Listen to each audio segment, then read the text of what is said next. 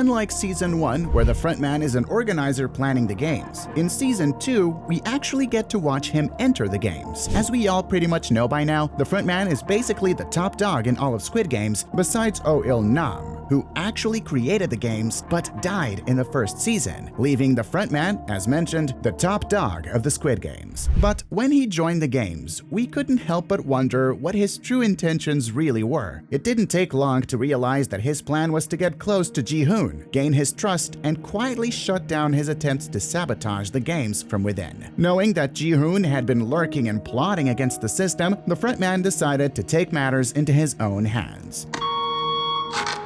But I've probably not been the only one wondering, what if the frontman didn't betray Gi-Hun? What would happen? Well, before we dive into this hypothetical scenario, we first need to address some things. For example, if the frontman wanted to get close to Gi-Hun, why didn't he participate in the first game? Or why did he risk his life in the first place by participating in these games? What if something went wrong and he lost some of the games? Well, if you take a closer look, it's much simpler than you think. First off, we need to point out that despite the frontman being the organizer and, as previously mentioned, the top dog, basically the guy pulling all the strings, the proof of this is seen in Season 1, when his brother Jun-ho, the police officer, for those of you who don't remember him, searched the archives of all of the previous Squid Game winners, and we see the frontman, or Hwang In-ho, being the winner of the 2015 Squid Games. So we can say for certainty that the frontman knows what he's doing, having previous experience playing the games and probably seeing all of the other games as well. I mean, you've got to be pretty dumb to just go in with no experience and just straight out die.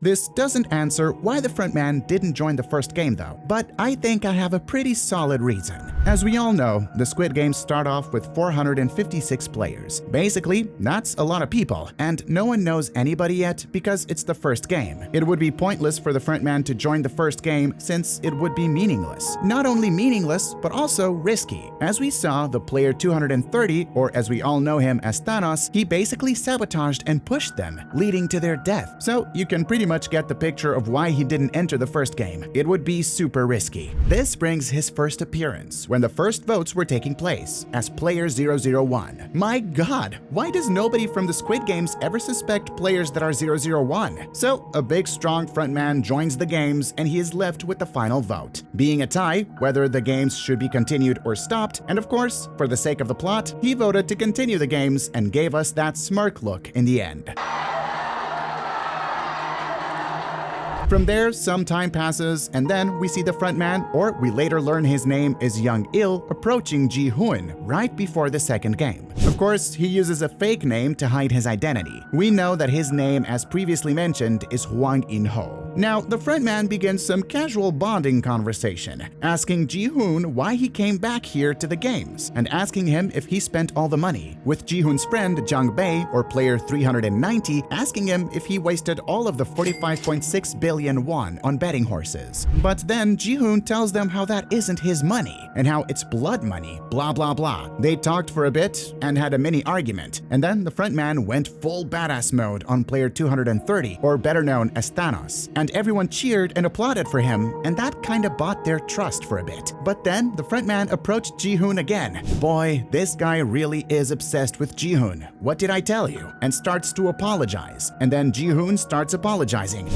Okay, now we're all friends again. Frontman starts talking about how his wifey is very sick and how he must stay in the games because of her and all. Though this might be partially true, because as we all know, he entered the Squid Games way back in 2015. So his wife is dead in the present timeline, but that could have been his reason for entering the Squid Games in the first place. So he technically wasn't lying to Gi-Hun. He gets a bit sucker points there. Now we move on to the second game, where things start getting more interesting. As the players gather to form teams, the frontman, a reminder that he still uses his alias as Young-il, makes his move to get closer to Gi-Hun. He specifically asks to join Gi-Hun's team, which at first seems like a harmless request, but in reality, it's another calculated step to gain his trust. What's even more fascinating is that Gi-Hun's team is somehow chosen last to participate in the challenge. If you think about it, this doesn't really add up. Gi-Hun's group was standing somewhere in the middle of the road, with other players positioned both in front of and behind them. Logically, they should have been chosen earlier in the lineup, but instead, they're left until the very end, and that almost feels like it was done on purpose. Here's where it gets interesting. The theory is that their placement wasn't random at all. It's likely that the frontman with his insider influence ensured they were picked last, because if Gi-Hun's team somehow failed the challenge, the guards could eliminate everyone except the frontman. He could then safely exit the games without anyone suspecting his true identity. By being part of the very last team, the frontman could ensure that no witnesses survived if things went south, letting him slip out unnoticed and maintain control over the Squid Games. And there's another possibility. Even if Gi-Hun's team failed, the frontman may have planned to spare Gi-Hun as part of his strategy. Rather than killing him, he could force him to stay alive and witness the rest of the games as punishment. For someone like Gi-Hun, who's trying to save others and stop the system, watching the deaths of players he couldn't protect would be far more painful than dying himself. This would break him emotionally and send the message that rebellion is futile. But let's not get ahead of ourselves with too many theories just yet. When it was finally Gi-Hun's team's turn to play the second game, they performed extremely well, working efficiently and completing the challenges almost flawlessly. They were on track to finish the game quickly. That is, until it was the frontman's turn. Unlike the rest of his team, the frontman struggled noticeably. He hesitated, fumbled, and cost the team precious time. At first, it seemed like nerves, but then we saw why. He was using his right hand. Now, this might not seem like a big deal, but it's important to note that the frontman is left-handed. This detail was made clear in Season 1, where he used his left hand to hold a pistol, and in Season 2, where he drank whiskey with his left hand. So, seeing him rely on his right hand here made his struggle all the more puzzling. After several failed attempts, he finally switched to his left hand, quickly completing the challenge and helping the team barely finish in time. It was a close call, and the team's frustration was palpable, but this moment added suspense, making the frontman appear more vulnerable and human. Whether it was intentional or not, the frontman's struggle helped him gain more of Gi-Hun's trust. By looking like just another desperate player under pressure, he cemented his place on the team and strengthened his cover, bringing him one step closer to his ultimate goal. Now we move on to the third game, the most chaotic and unpredictable one so far. This round plays right into the frontman's hands as he carefully works to build Gi-Hun's trust while subtly using his position to manipulate the outcome in his favor. One moment in particular stands out. When players are told to pair up, the frontman casually instructs everyone to find a partner, only to mysteriously disappear shortly after. This suspicious behavior raises questions. Was he using his authority to ensure his own survival in case things didn't go as planned? It's entirely plausible that, if faced with elimination, he could have bent the rules or cheated to protect himself. When the frontman eventually pairs up with player 390, Gi-Hun's closest ally, things seem to be going smoothly until they find that the room they planned to enter is already occupied. With time running out and no alternatives, the frontman makes a cold, calculated decision. He eliminates the third player in the room to save himself and Jung Bae, solidifying his place in the game. This move highlights just how far the frontman is willing to go to maintain his position. While he continues to blend in as an ordinary player, his actions reveal his readiness to bend the rules and cheat the system when necessary. Despite all this, he cleverly manages to stay close to Gi-Hun, gaining his trust while carefully hiding his true motives. Okay, now that we have all of that out of the way, let's fast forward a bit to the part where the rebellion happened.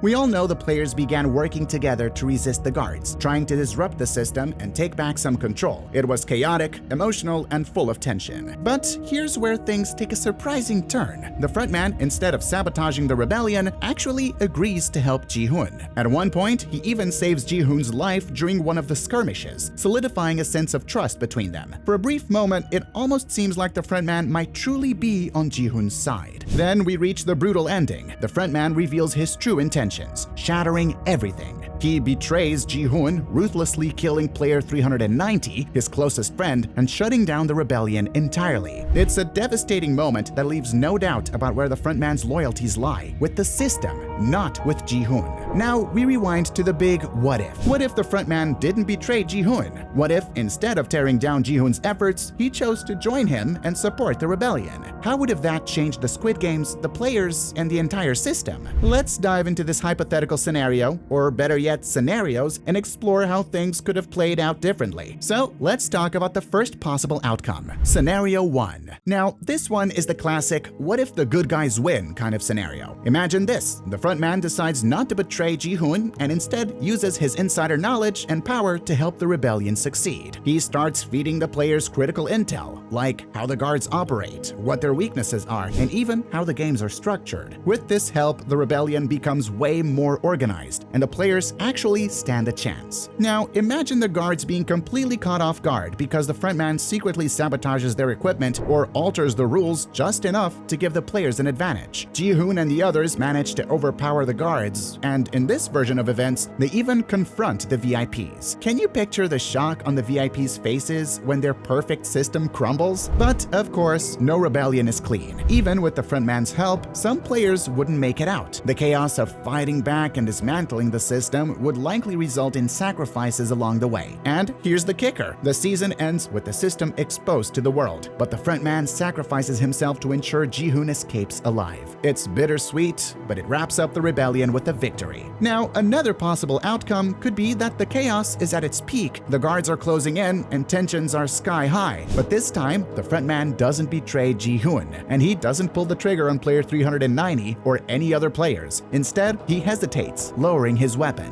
In that moment, you can see something shift in him. It's subtle but powerful. The frontman looks at Gi-Hun and sees a younger version of himself, a man with fire in his eyes and an unshakable will to fight back, and someone who shared the same ideology as him. For the first time in years, he makes a choice that defies the system. Instead of crushing the rebellion, he chooses to help. Quietly, the frontman starts feeding Gi-Hun critical intel, weak points in the guards' defenses, gaps in the system, and strategies to give the players a fighting chance. The rebellion becomes sharper, more calculated. As they press forward, Gi-Hun confronts him, demanding to know why he's doing this. At first, the frontman brushes him off, but later, with a rare flicker of vulnerability, he admits, "Maybe I'm just trying to reclaim a part of who I used to be." Okay, this sounds like something that a Disney character would say, but hey, let's imagine, shall we? With his guide, the group manages to infiltrate the control center. They confront the VIPs face to face, shaking the foundation of the games. But the frontman warns Gi-Hun, his voice low and serious. Taking them down won't end this. The system is bigger than you think. Despite the warning, Gi-Hun refuses to back down. He's determined to do what's right, no matter the odds. The rebellion succeeds in exposing the VIPs, and for the first time, the games are shaken to their core. But it doesn't come without sacrifice. The system isn't fully destroyed, and the cost of victory is steep. In the end, the frontman makes the ultimate sacrifice, staying behind to hold off the guards and buy time for Gi-Hun and the others to escape. Now, this is a bit more of a realistic ending, but let's be honest, this all still sounds kind of bizarre and random when you think about it. Why? Because we can't really predict how things would unfold if the frontman didn't betray Gi-Hun. The story isn't designed to work that way,